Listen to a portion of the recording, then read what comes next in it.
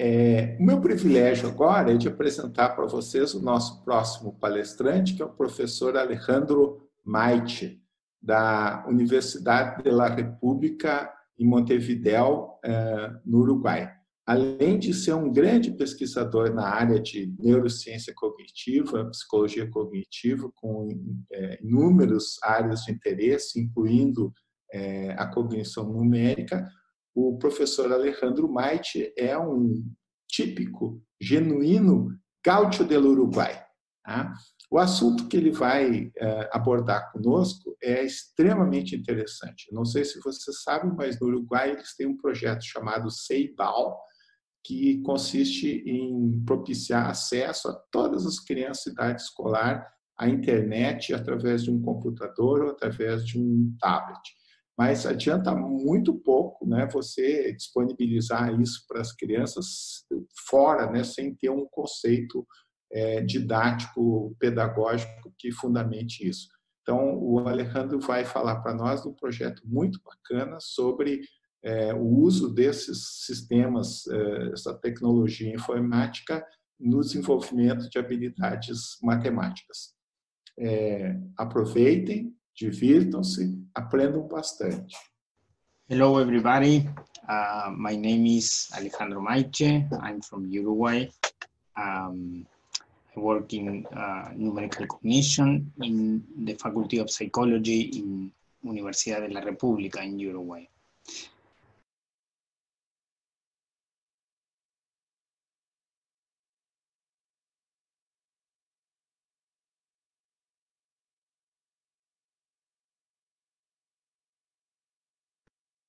I would like to thank the organizer for inviting me.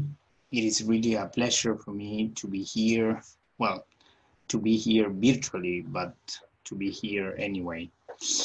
I wanted to prevent you about that I will talk in Spanish during the talk, because the organizers told me that probably it would be better for most of the people in the audience. Also, it is easier for me, so I will take advantage of this opportunity.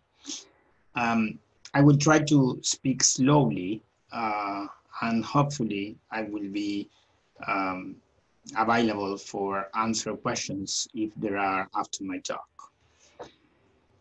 Damos comienzo entonces a mi charla, a la charla que se titula, espero que estén viendo ahora la pantalla, desde el laboratorio a la escuela, intervenciones cognitivas usando tablets para reforzar el aprendizaje de la matemática y predecir trayectorias académicas.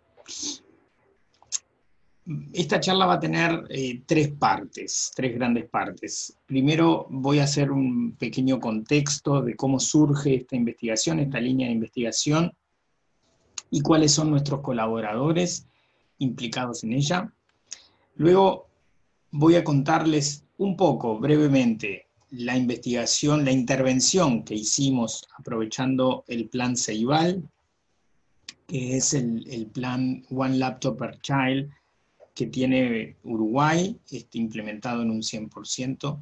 Hicimos una gran intervención en 2013 con más de 700 niños usando dispositivos de tablets, y es necesario contar un poco cómo fue la intervención y algunos juegos y algunas tareas que estuvieron implicadas en la intervención para entender los resultados.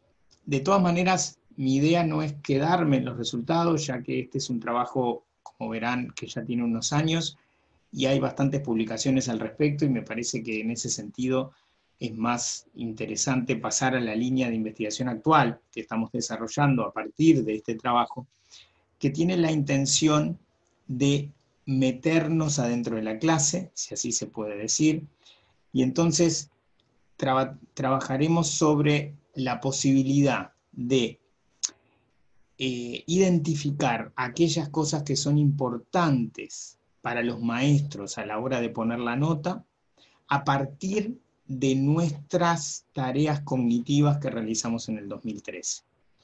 La idea es ver si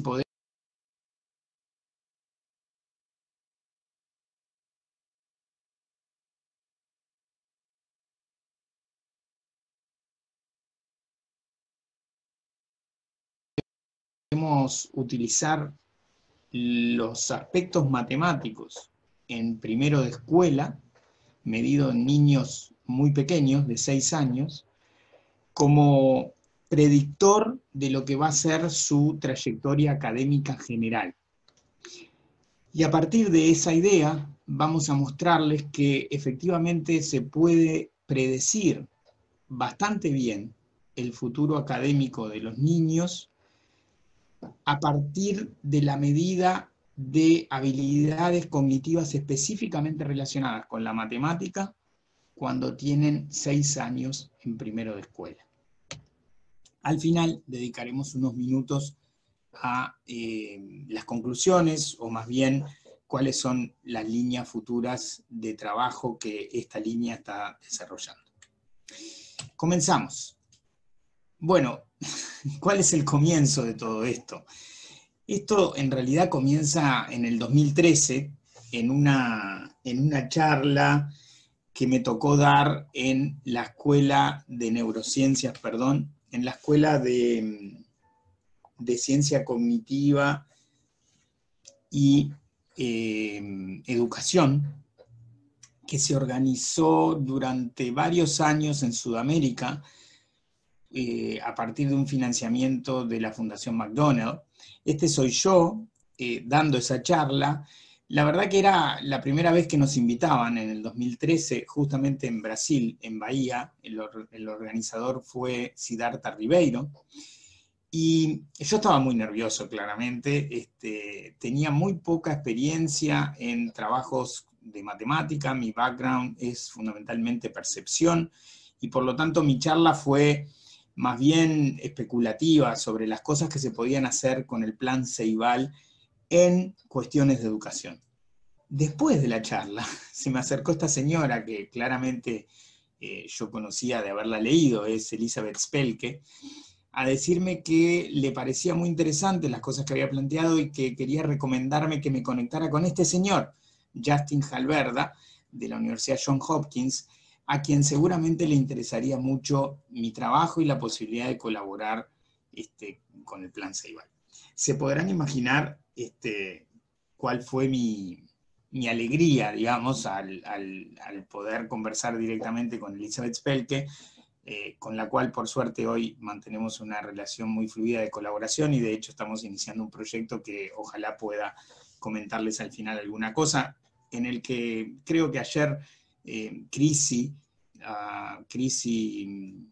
Silveira les comentó sobre este proyecto que estamos realizando con el laboratorio de Harvard, Uruguay y Brasil, la Universidad de Santa Catarina. Bien, lo cierto es que me puse en contacto con Justin Halberda, y a las pocas horas de haberle escrito un mail, él me contestó diciendo que estaba muy feliz de tener esa invitación y de que le parecía excelente poder empezar a trabajar sobre la base de utilizar la infraestructura del plan Ceibal para hacer intervenciones en matemática. Eso era lo que queríamos hacer. Lo cierto es que yo ya me había reunido con Miguel Brechner, y Miguel Brechner era el presidente del plan Ceibal en ese momento.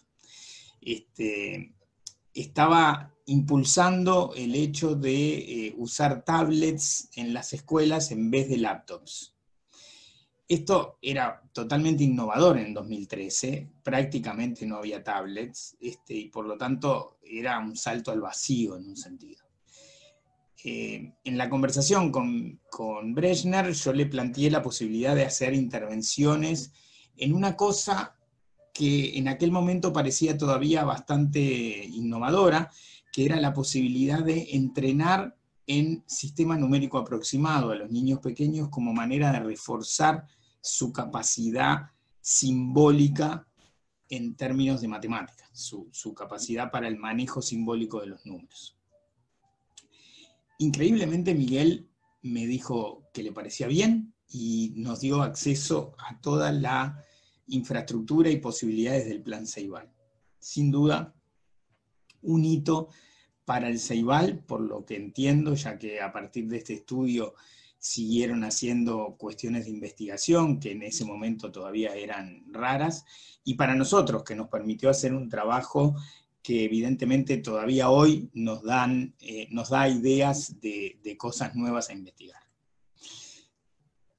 Para terminar un poco esta historia de cómo surge este proyecto, me gustaría ubicarlos temporalmente. Este proyecto es de 2013, pero la verdad del asunto es que está muy motivada por esta trilogía de investigadores cognitivos sudamericanos, Siddhartha Ribeiro de Brasil, Marcela Peña de Chile y Mariano Sigman de Argentina, que gentilmente nos invitaron a conformar ese grupo de las escuelas latinoamericanas de ciencia cognitiva y educación. Pero esto se daba en el marco de un país que hasta el 2010 no tenía prácticamente investigación en cognición en Uruguay. En el 2010 se crea el Centro de Investigación Básica en Psicología y es la primera estructura dedicada al estudio de la cognición humana en todo el país. Yo soy psicólogo de Uruguay, licenciado en Uruguay, y les puedo asegurar que durante toda mi carrera nunca tuve una asignatura de psicología cognitiva. En esa situación estábamos en 2010 y eso es importante de tenerlo en cuenta porque de alguna manera todos estos desarrollos siguen siendo recientes para nuestro país.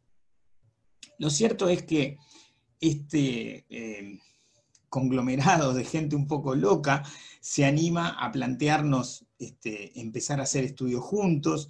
Ahí se suma Liz Spelke, Justin Halberda, Stanislas de Aén, Manolo Carreiras de España también, con quien todavía mantenemos colaboraciones. Y esto nos permite crear en 2016 el CICEA, el Centro Interdisciplinario para la enseñanza y el aprendizaje, y es a partir de ahí que empezamos a tener cada vez más llegada al mundo educativo y a a los aspectos más de la clase de los maestros en Uruguay. Me tengo que apurar porque si no me voy a quedar sin tiempo. Bien, ¿qué es nuestra investigación de 2013? Bueno, nuestra investigación de 2013 se basa fundamentalmente en el sistema numérico aproximado. Seguramente todos sepan a qué me refiero. Si yo les pregunto en esta habitación cuánta gente hay, probablemente ninguno de ustedes me sepa decir con exactitud, pero tampoco me dirían 15 y tampoco me dirían 140. La mayoría de ustedes diría números entre 50 y 70, y creo, si no recuerdo mal, que hay 62 personas. ¿Cómo hacemos esto? Bueno, de la misma manera que ante esa imagen rápida sabemos que hay más puntos azules que amarillos. Esto tiene que ver con el sistema numérico aproximado, que es, digámoslo así, un candidato muy fuerte o cada vez más fuerte para entender cómo se construyen los conocimientos matemáticos iniciales en el niño. La propuesta de Justin Halberda, Liz Spelke, pero también otros incluso antes, es que el sistema numérico aproximado es uno de esos core knowledge, esos sistemas nucleares de conocimiento que fijan las bases sobre las cuales se asientan los conocimientos más simbólicos y exactos que provendrán en el desarrollo a partir de los 6 o 7 años con el comienzo de la escuela. De hecho, estos son trabajos del equipo de Halberda en Johns Hopkins, que muestra justamente que la precisión que tienen los niños para identificar en qué imagen hay más y amarillos o azules, es decir, la precisión de su sistema numérico aproximado, puede predecir la performance académica formal de matemática en segundo de escuela, si no recuerdo mal, en este trabajo. Es con estas ideas que nosotros de alguna manera nos acercamos al Plan Ceibal para plantearle la posibilidad de hacer una intervención grande en casi 1000 niños en aquel momento de primer año de escuela. Como se imaginan, la posibilidad de hacer una intervención tan grande y mediante dispositivos electrónicos tiene un millón de dificultades añadidas. Este fue un estudio que se realizó en 10 escuelas de Montevideo, en 10 escuelas distintas, 31 grupos de clase, y era una intervención que tenía 10 sesiones en total, es decir, 5 semanas de duración, ya que había 2 sesiones por semana de aproximadamente 40 minutos. En esas sesiones, aplicadores nuestros iban a la clase y de alguna manera planteaban los ejercicios, los juegos, las tareas que había que hacer en la tablet en cada una de estas sesiones, y ahora les voy a mostrar cuáles eran. Básicamente, la intervención consistía en tener varias medidas pretest y varias medidas post-test. De hecho, durante los primeros 3 días y los últimos 3 días, lo que hacíamos era medir la línea de base y después medir justamente las mismas cosas, habiendo finalizado la intervención de 4 días intermedios para ver los efectos de nuestra intervención sobre esas medidas. Las medidas que tomamos son muchas, acá hay un ejemplo de todas ellas, no voy a describir todas, pero algunas de ellas tienen que entenderlas para entonces entender los resultados que vendrán después. Básicamente aplicamos en el día 1 y 2 lo que se llama el test de Puma. El test de Puma es una prueba de evaluación de constructos matemáticos para primero de escuela basada en el tema 3. Hicimos también una prueba de discriminación temporal, ahora se las voy a mostrar. Una prueba de codificación numérica. Una prueba de memoria, del span de memoria de dígitos. Una prueba de aritmética cronometrada, mediante tiempo, y también 2 pruebas de comparación de magnitudes simbólicas, números, y ordenamiento de números también, de magnitudes simbólicas. ¿De acuerdo? Estas mismas pruebas se repitieron 3 días en los últimos 3 días, y en los 4 días intermedios se realizó las tareas de intervención, que estaban casi todas, como ustedes verán, basadas en el ANS.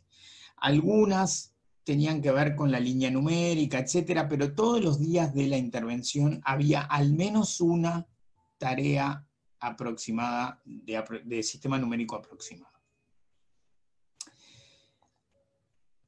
Las tareas de sistema numérico aproximado son bien conocidas, pero en cualquier caso, solo para que la audiencia tenga un registro de qué tipo de juegos se enfrentaban los niños, traje un modelo para que lo puedan visualizar.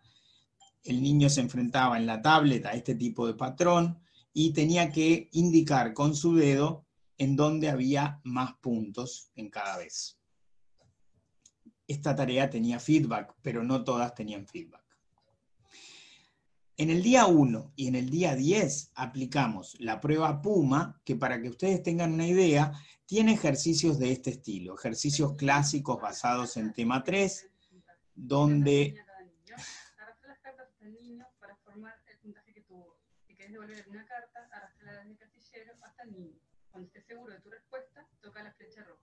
Esta es la alocución que escuchaban los niños para que entendieran el ejercicio que tenían que hacer. Este es un ejercicio de descomposición numérica, donde el niño tenía que formar, en este caso, el 8 a partir de distintas cartas que tenía a disposición. Otro de los ejercicios de Puma, para que ustedes tengan una idea, tenía que ver con completar este trencito donde se habían volado algunos números, tiene que ver con la evaluación de la cadena numérica. Luego teníamos un juego que nos hizo famosos, fue el juego de la discriminación temporal, donde los monstruos erutaban y los niños tenían que señalar justamente cuál era el monstruo que había erutado por más tiempo. Evaluábamos aquí la discriminación temporal de los niños sobre la base de que este también podía ser un predictor de las competencias matemáticas formales en el futuro. Durante el día 2 y el día 9 evaluamos decodificación numérica mediante una tarea donde el niño escuchaba un número, 7 dijo ahí, y tenía que responder en el teclado, o también una tarea de span de dígitos, clásica de memoria, auditiva, en este caso, no, perdón, visual, ya que el número se presentaba aquí en el cuadrado azul, y el niño tenía que tocar en el tablero qué número era. Una aclaración acá, todas estas tareas están detalladas y pueden verlas con videos específicos, etcétera, en esta web, que es nuestra web de cognicionnumerica.sico.edu.uy, y por lo tanto aquellos que quieran tener más detalles, les recomiendo que puedan ir y mirar allí este tipo de videos o de tareas que están desarrolladas. En el día 3 y en el día 8 hicimos 3 tareas de evaluación. Speed Arithmetic, que es una tarea simple de aritmética sencilla para primero de escuela, 4 más 2, tenían que apretar 6, 3 menos 1, cosas de ese estilo. Quizás estos son ejemplos muy fáciles, había también mayores niveles de dificultad. También hicimos una tarea de juicio de magnitudes simbólicas, comparación de magnitudes simbólicas, es decir, una tarea análoga a la NS, pero en este caso mediante símbolos exactos, o sea que los niños tenían que comparar números concretos para saber, digamos, en qué cuadrado estaba el número más grande. Y por otro lado, hicimos también una tarea de orden simbólico, donde el niño tenía que indicar si los números que aparecían estaban en el orden correcto o en un orden incorrecto, ¿sí? En ese caso está incorrecto, ahí va, 5, ok, se entiende. Bien, durante 5 semanas, las clases de Montevideo, 10 escuelas de Montevideo lucieron de esta manera, como ustedes pueden ver en las fotos. Realmente yo todavía miro las fotos y me provoca cierta emoción, porque fue un acontecimiento para muchas escuelas y para muchos escolares que por primera vez usaban las tablets para cuestiones de investigación en matemática específicamente. Los resultados de la intervención son positivos en términos de, digamos, el aumento que se ve comparativamente con la línea de base en casi todas las tareas que medimos. Hay diferencias según el nivel socioeconómico. De hecho, una de las conclusiones más importantes que aparece reportada en alguna de nuestras publicaciones, que se las reporto aquí al costado, es que el efecto del entrenamiento en ANS parece ser diferente según la base socioeconómica de los niños.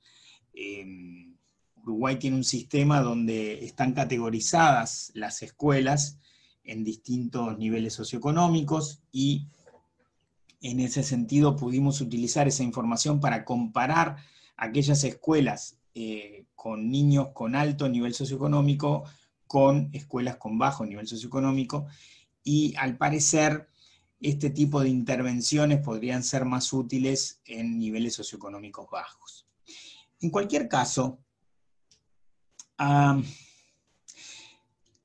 estos resultados de alguna manera ya son viejos, me parece que se pueden ir a buscar a la literatura. Me gustaría poder utilizar esto para lo que vino después del análisis de los resultados de 2013, que tiene que ver con justamente cuáles eran los predictores de la performance matemática de los niños a partir de estas tareas. Aquí hay una tabla de correlaciones donde se muestran todas las correlaciones parciales de cada una de nuestras tareas. Como verán, en general son buenas, pero a diferencia de lo que nosotros pensábamos, tanto la tarea de ANS, PANAMATH, como la tarea de discriminación temporal, no tienen las correlaciones más altas con, por ejemplo, la aritmética, que era una de las competencias formales que en todo caso queremos predecir. A medida que nos vamos alejando de lo no simbólico y acercándonos a lo simbólico, las correlaciones crecen, y de manera muy interesante vemos que cuando agregamos a esta información la nota de promoción del año 2013, es decir, con qué nota los niños pasaron de año, la correlación con la tarea de aritmética es la más alta. También la correlación con la identificación de los números, haciéndonos pensar que probablemente estas dos tareas, identificación de los números y aritmética básica, sean elementos claves para la maestra a la hora de definir la promoción o no del niño, es decir, la nota con la que pasará a segundo de escuela. Sobre esta idea empezamos a trabajar tratando de ver si podíamos contestar algunas preguntas claves que aparecen muchas veces en boca de las maestras o en el sistema educativo uruguayo y que de alguna manera quedan restringidas a la visión de la maestra o al conocimiento de la maestra de los niños. Quisimos ver, por ejemplo, si de alguna manera la tarea que habíamos aplicado en el 2013 de aritmética cronometrada era capaz de predecir todas las notas de los niños durante los 6 años de escuela. Aprovechando que esto se hizo en el 2013, hicimos un convenio con el sistema educativo público uruguayo, con la ANEP, y accedimos a todas las notas de todos esos niños durante los 6 años de transcurso de la escuela. Aquí pueden ver la correlación de 0.3 que muestra que claramente la matemática, la aritmética cronometrada, es un buen predictor de las notas con las que pasarán de año los niños a lo largo de los 6 años de escuela. En definitiva, esto nos mostró que podíamos usar parte de nuestras tareas predictoras, parte de nuestras tareas cognitivas como predictoras de la performance académica o de la trayectoria académica de los niños. Y nos planteamos entonces algunas preguntas que vamos a intentar responder en estos últimos 5 minutos que me quedan de tiempo. Puse el teléfono para ver, sí, 4 minutos. Por ejemplo, ¿podemos detectar a los niños que van a repetir un grado? Hicimos este análisis. Pusimos todas las notas de los niños, la media de las notas a lo largo de toda la escuela, y los dividimos en 3 grandes grupos. El primer cuartil, donde además el 80% de los niños eran repetidores en algún año de toda la trayectoria. El segundo y el tercer cuartil, donde solo el 26% repite alguno de esos años, y el cuarto cuartil, donde ninguno repite ningún año.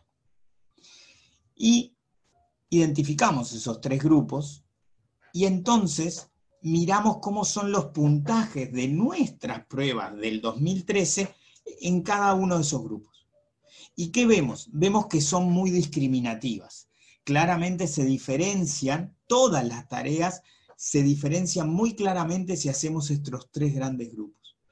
Pero específicamente las que más diferencia plantean parecen ser justamente, la aritmética y la identificación numérica, el typing Arabic. Ahora veremos qué nos indica eso. Justamente, aritmética y typing Arabic, es decir, la identificación numérica, parecen ser tareas determinantes para el maestro a la hora de plantear la nota. ¿Es esto lo que se aprende en primero de escuela? Nos preguntamos. Entonces, lo que hicimos fue agarrar a ese grupo de 700 y pico de niños de primero de escuela en 2013 y fijarnos quiénes habían repetido en 2012 y quiénes repitieron en 2013 y quiénes no repitieron. Los rojos son los que no repitieron y se nota que su performance es más bien alta en todas las tareas. Los azules son los que repitieron el año pasado, es decir, en 2012. Fíjense que su performance en todas las tareas es menor que los rojos, pero bastante estable, de la misma manera que los rojos. Sin embargo, los verdes, que son los que repetirán este año, 2013, tienen una performance más baja, pero con una fuerte caída en la identificación numérica y en las tareas de aritmética.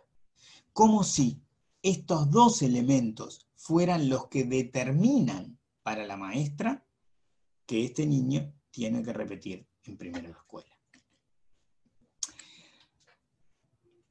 Bien, pero ahora había que ver si podíamos predecir quiénes iban a ser los repetidores entonces, ¿no?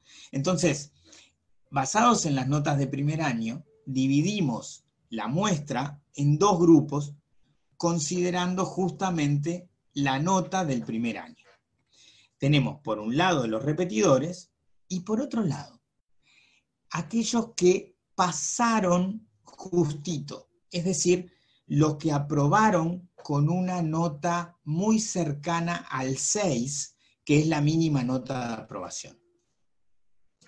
De hecho, lo que dijimos fue, vamos a tomarlos de 6. ¿Qué vemos cuando comparamos esos dos grupos? Bueno, vemos justamente que las mayores diferencias entre ellos están en la identificación numérica y en la aritmética. Es decir, los que pasaron justito, pasan porque aprendieron a identificar números, y los que repiten, repiten porque no saben identificar los números. Ahora bien, ¿podríamos predecir un poco más? ¿Podríamos también ver si estas tareas nos permitían entender quiénes iban a repetir en el futuro en algún momento? Entonces tomamos a los niños que habían pasado con 6 o con 7, es decir, un grupo bastante grande de gente que había pasado justito. Y dentro de ese grupo, que todos habían pasado en primero de escuela, con 6 o con 7, nos fijamos en quienes tienen alguna instancia de repetición en el futuro y quienes no repiten en toda la trayectoria. Los azules son los que no repiten, los rojos son los que después de primero, que pasaron con 6 o 7, repiten en algún momento, en segundo, en tercero, en cuarto, en quinto o en sexto. ¿Qué encontramos? ¿Cómo eran estos grupos en 2013?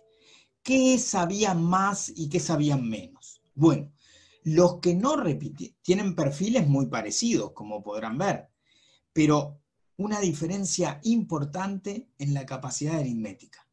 Los que no repitieron tienen mucha más capacidad de aritmética cronometrada, les va mucho mejor, como si esto fuera importante. Pero ¿qué aparece acá?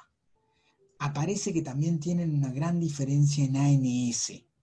Es decir, los que no repiten a lo largo de su trayectoria son aquellos que por un lado tienen un sistema numérico aproximado funcionando muy bien, que seguramente sea lo que les permita tener una mayor capacidad aritmética.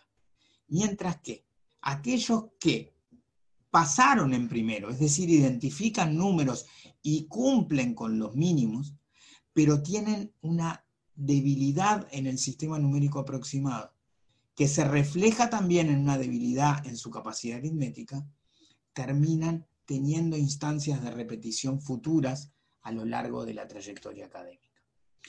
Bueno, esto también lo marca nuestra prueba, la prueba PUMA, y por eso justamente ahora estamos empezando a desarrollar una nueva versión de PUMA para tablets y para tablets.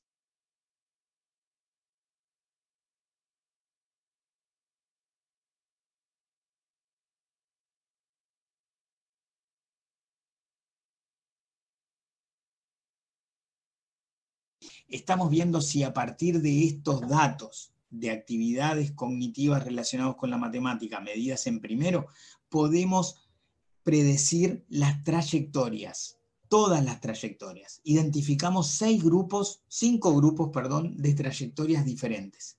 Aquellos que les va siempre bien, aquellos que les va más o menos durante toda la trayectoria, aquellos que se caen a lo largo del pasaje de los años, aquellos que repuntan, que van siendo cada vez mejores, y aquellos que más bien les va siempre mal.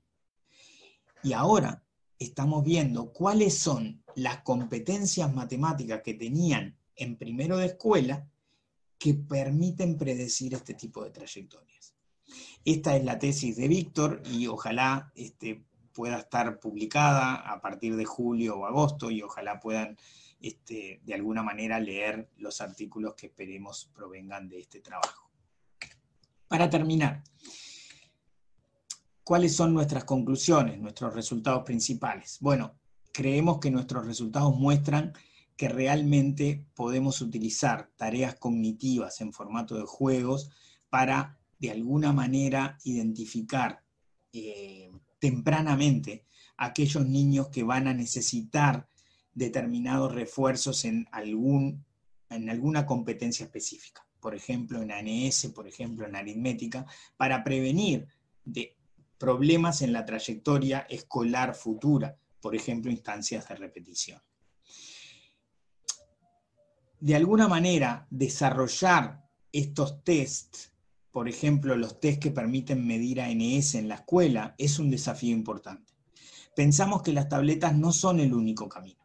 Hemos estado trabajando en la posibilidad, junto con Justin Halverda, de desarrollar un test de ANS en formato papel, que nos permita, en tan solo 3 minutos, poder identificar a aquellos niños que podrían tener problemas. Todo un desafío para la evaluación educativa, que ojalá podamos estar a la altura de esos problemas, y más en el contexto de la pandemia, que necesitará sin duda mayor esfuerzo en la evaluación cuando las clases se retomen.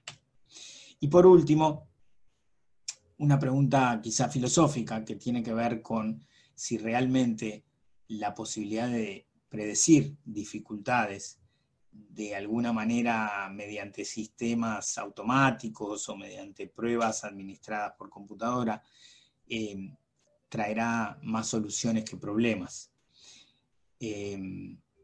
Nosotros creemos que sí, que trae más soluciones que problemas y por eso apostamos a eso, pero es cierto que hay que estar muy atentos a que de alguna manera la evaluación pueda tener componentes del conocimiento humano que tiene la maestra justamente del proceso y que muchas veces nuestras tareas cognitivas aplicadas mediante tabletas pueden perder de vista.